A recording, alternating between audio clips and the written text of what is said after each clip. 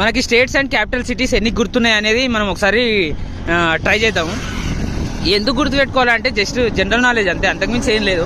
మనకి చిన్నప్పటి నుంచి కూడా ఇట్లాంటి వాటి మీద పెద్ద చాలా ఇంట్రెస్ట్ అనమాట. ఇప్పుడు example what is the capital city of Jharkhand అనుకోండి, అడిగితే ఎవరన్నా రాంచీ, అట్లా తెలియాలి మనకు అంతే.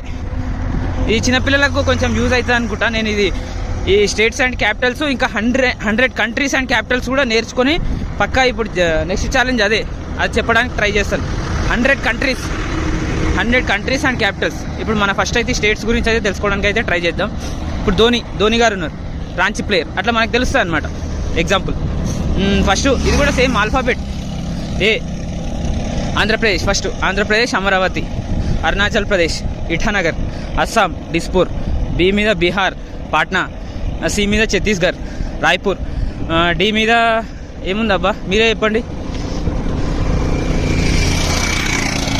మనకు రఫ్గా అంటే తెలుసు, తెలంగాణ, హైదరాబాద్, తమిళనాడు, చెన్నై, కేరళ, తిరువనంతపురం, కర్ణాటక, బెంగళూరు, ఇంకా ఉత్తరప్రదేశ్, లక్నో, మధ్యప్రదేశ్, భోపాల్, గోవా, పానాజీ, ఒడిశా, భువనేశ్వర్, మేఘాలయ, షిలాంగ్, నాగాల్యాండ్, కోహిమా.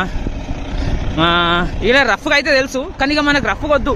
ఆల్ఫాబెట్లు గుర్తుపెట్టుకుంటే మనం ఈజీగా ఇది చేయొచ్చు అనమాట, గుర్తుండిపోతాయి అవి. అది పక్కా ట్రై చేస్తాను నేను, మీకు ఈజీగా గుర్తుండే మెథడ్ పక్కా ట్రై చేస్తాను. ఒక్క 3-4 డేస్ అంతే, 3-4 డేస్ మంచిగా రాసుకొని అవి బట్టి మీకు కూడా గుర్తుండేలాగా చేస్తా. ఏదో ఒకటి చేయాలి అంతే, ఏం చేస్తాం పుట్టినందుకు.